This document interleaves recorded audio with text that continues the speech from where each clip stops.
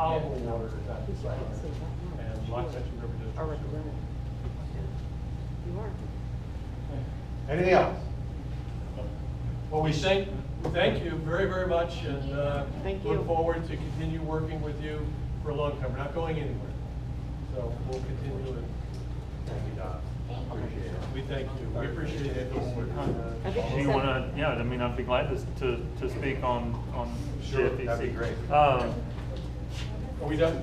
Can I borrow some of your stuff? Well, this is JFEC wants to talk about it a Yeah, little because bit. there's just a couple of things, and I don't remember which one it was that I wanted to talk about. Oh, the elevation. Again, I want to say, and my name is Michael Howard, I'm speaking on behalf of Jupiter Farms Environmental Council, and myself. And I want to say again, thank you to the church and to Kohler and Herring for all the work, because they really have worked really hard to make this where it is now. And the county, no one has any idea, I don't think the county has any idea how much work has been put into this, because that development had over the years become a nightmare. Because of this court order and the zoning and the different unique rules and the way things have been done and pushed around over the years, and I'm not gonna name any names, but those of you that have been around a while know. Because it's like, requirements within the shopping center would disappear and come back. And it took a gargantuan effort, a gigantic effort from planning and zoning to try to even figure out what rules that everybody has to play by. And I'm not even sure they've got it completely ironed out, but they're working on it. And some of them we may have to figure out. Overall, I think they've done a fantastic job with the project. They've been very receptive, the church and the architects have been very receptive to the community about the concerns over the 5,000 square foot cap, 50,000 square foot cap, excuse me, thank you. And have tried to work through all of the different things, the siding, the materials being used, the color scheme, everything fits in with what has been required. And this isn't the cheapest way to build a building. And it's probably not, if they got to choose whatever they wanted to do, probably not the building they would choose. But it fits into the shopping center. There are a couple of concerns. The main one of the main ones is not the height of the building, because they're actually below the height that they're allowed to be, but that outbuildings within the shopping center are required to be I believe it's a 512 pitch roof. That what's called false pitch roofs are not permitted in outbuildings. Only the main shopping center building. Well, first of all, there's not a real definition of what a false pitch roof is, so we just have to kind of go with what there is. Second of all, that stipulation was put on there to help control the size of the outbuildings. The church as designed does have and because you can't see it with the way it's designed, which is what was intended, there is a flat roof, just like on the shopping center, over the sanctuary area, I believe is what we had talked about. That keeps the height, the elevation of this, of it from being either over the 36 feet up to the sky, or having to have only short people come to church. But anyway, that allows them to have a larger footprint in their building than they could have if the entire building had a 512 pitch roof.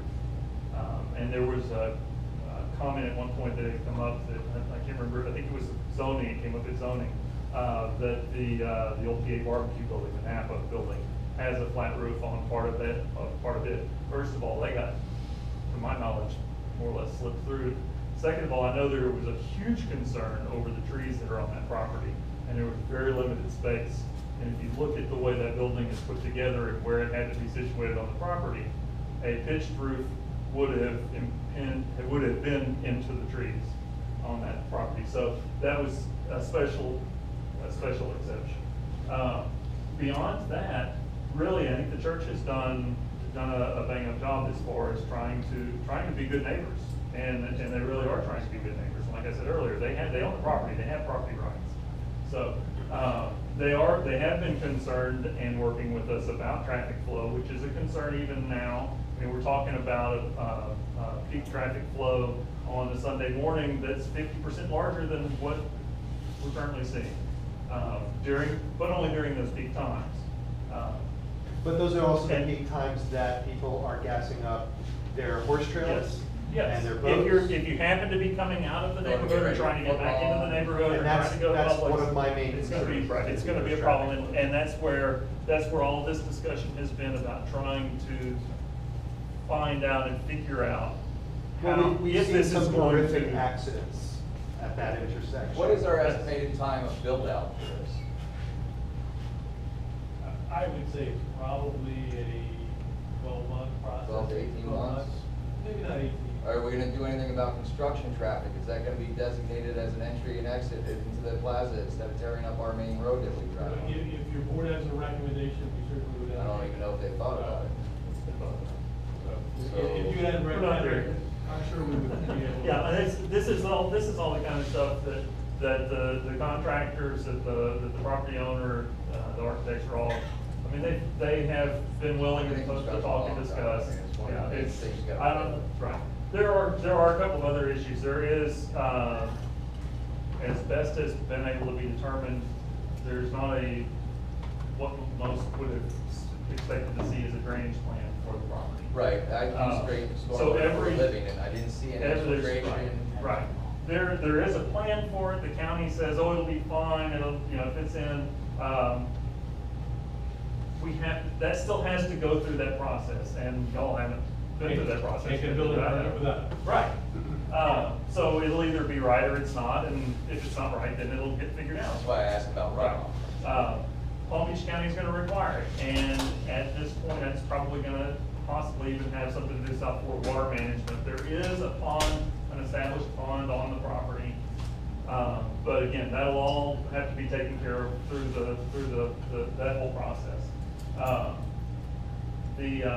There is, a few other features that, like Matt had said earlier, there are a few other features within the settlement that need to be addressed, that have never been addressed, and they're working on them. There's amazingly, there's a horse bridge, that was a part of the original development to come across the Canal Number 1 in the backside of Publix along Jupiter Farms Road, on the west side of Jupiter Farms Road, so that equestrians, bicyclists, hikers could come into the shopping center without having to cross Indian Town Road.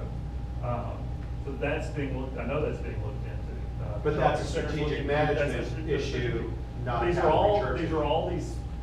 this giant ball of yarn that had gotten completely tangled, and it's slowly being picked at and Have we getting covered tangled. ourselves, because, you're gonna have construction, tractor trailers and all kinds of things coming in through there that are gonna take a major toll on our asphalt going in and out of the shopping center. Like right now, That our will trucks be- come in behind Right. Publix. You don't have semis rolling around our parking lot all the time. Right, that's something that'll have to be And worked perhaps they out. can look at using the public's access for construction materials. Kind as of well. blocked off back there. No, that goes No, right no, back it to goes their right property. back. So, yeah, Right there, property. so there's, right, that's the kind of thing that will have to be worked out with the property owners association and how they'll access that for construction. That's not, it is a concern, I don't want to It's a try to say concern it's of ours, not, but I don't know that we have any Sure we kind do. of. We can Yeah, talk we to them do, about but it. there's, Yeah, right, we but can there's, ask. it's not a deal breaker, it's. Because if all something gets- if because the all road of gets broken, it'll get the, fixed. all of the actual entrances and exits to Publix are owned by the development, by the development. That they have their own property owners association that are supposed to be required to upkeep and maintain those roads. As we can see, they're not They're not doing a very good doing a job. very good job at that. I think And that that's why I'm it's, concerned, because it just Right. makes it We're all worse. concerned.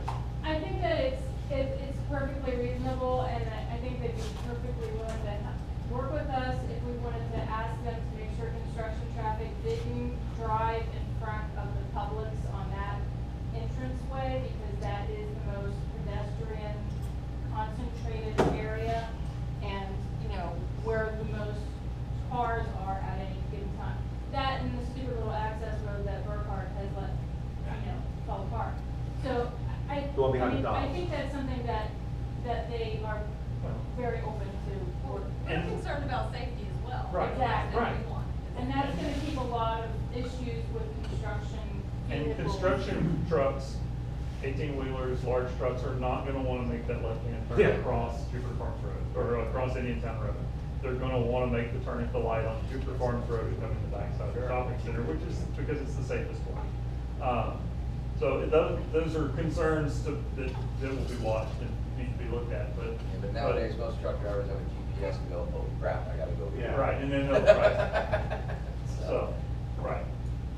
But, no, it's not to say that there won't be a mistake every once in a while.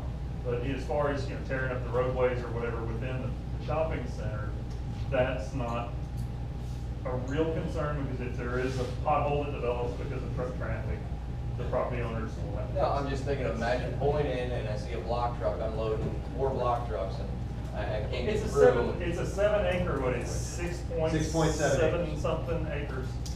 It's, I've been in there's plenty of construction sites staging, my whole right, life, there's right, plenty yeah. of staging space back there. Be amazing. And, yeah, Don't so have I, anything there. believe me, I've been a contractor myself, and contractors are well known for using anything but the driveway. So,